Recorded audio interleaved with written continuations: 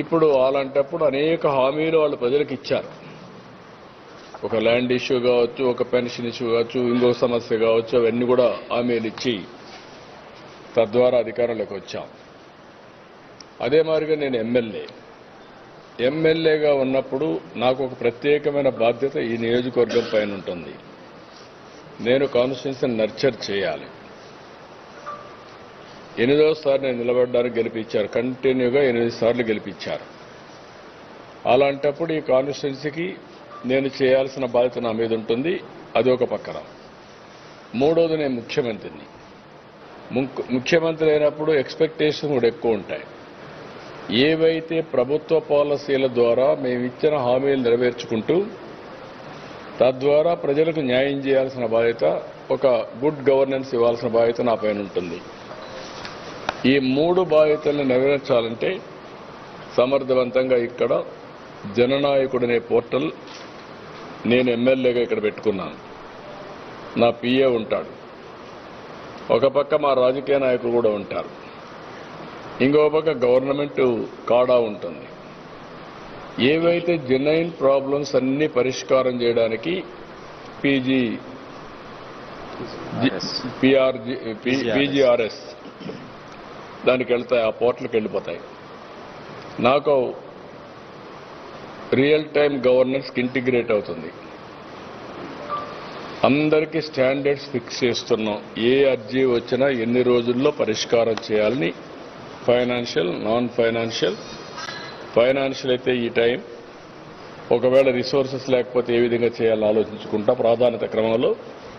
Non financial జెన్యున్గా ఉంటే, చట్టపరంగా ఉంటే నో నెగోషియబుల్, జీరో టాలరెన్స్ అన్ని పరిష్కారం చేస్తాం. ఈ సందర్భంలో ఇక్కడికి వచ్చింది ఏంటంటే ఇవన్నీ కూడా రికార్డ్ చేసిన తర్వాత ఇవి నేరుగా గవర్నమెంట్ సమస్యలన్నీ పీజీఆర్ఎస్కి వెళ్తాయి. నేను ఎమ్మెల్యేగా చేయవలసిన బాధ్యతలుంటే నాకు వస్తాయి. ఏదైనా చిన్న చిన్న ఇష్యూస్, కోఆర్డినేషను, లేకుంటే కొంత హెల్ప్ అవన్నీ ఉంటే వ్యక్తిగతంగా చేసే పనులు నాకు వస్తాయి. 3వది పార్టీ అధ్యక్షుడిగా రావాల్సిన పార్టీ వాళ్ళు సరిగా లేరు అవి కానీ రిపోర్ట్ చేస్తే అవన్నీ పార్టీ అధ్యక్షుడిగా మళ్ళా వస్తాయి. ఇది కోఆర్డినేట్ చేసుకుంటున్నాం. అందుకే ఇది ఒక వినూత్నమైన ప్రయోగం టెక్నాలజీలో. ఒక అతను ఒక అర్జీ ఇస్తే ఆ అర్జీ తీసుకున్న తర్వాత ఒక రిక్వెస్ట్ కావచ్చు, ఒక అర్జీ కావచ్చు, ఒక పిటిషన్ కావచ్చు, ఏదైనా ఒక నిర్దిష్టమైన సమయంలో ఆ సమస్య పరిష్కారం చేసి మళ్ళీ అతనికి ఇన్ఫార్మ్ చేయడం. ఎవరికి ఏ సమస్య ఉన్నా చెప్పుకోవచ్చు. సాధ్య అసాధ్యాలు అధ్యయనం చేసుకుంటాం. చేయలేకపోతే ఎందుకు చేయలేకపోయాం కూడా చెప్తాం. చేయగలిగిన పనులు మానవతా దృక్పథంతో ఎన్ని చేయగలిగితే అన్ని సమస్యలు పరిష్కారం చేస్తాం. ఇప్పుడు పార్టీ ఉంది. మాకు ఇక్కడనే 1,15,000 18,000 మంది మెంబర్లు అయ్యారు. మేము యాక్సిడెంట్ అయితే చనిపోతే వాళ్లకు 5 లక్షల రూపాయలు యాక్సిడెంట్ ఇన్సూరెన్స్ ఇస్తున్నాం, వెల్ఫేర్ ఇస్తున్నాం. ఇంకో పక్క హెల్త్ కానీ లేకపోతే ఎడ్యుకేషన్ కానీ హెల్ప్ చేస్తున్నాం. అలాంటివన్నీ పార్టీ చూస్తుంది. గవర్నమెంట్లో ఏవైతే వస్తాయో గ్రీవెన్స్ అన్నీ కానీ, ఫైనాన్షియల్ అసిస్టెన్స్ కానీ, సీఎం రిలీఫ్ కానీ ఇవన్నీ గవర్నమెంట్లో చూస్తాం.